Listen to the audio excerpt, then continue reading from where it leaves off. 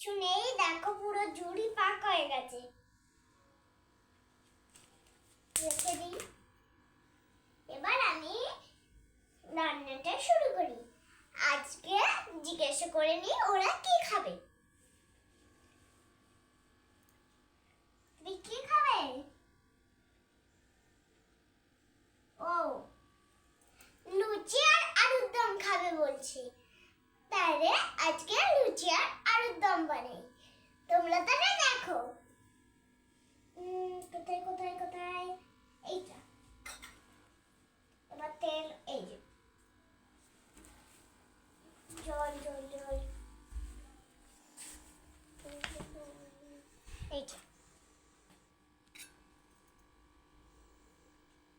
আর কিছু লাগবে?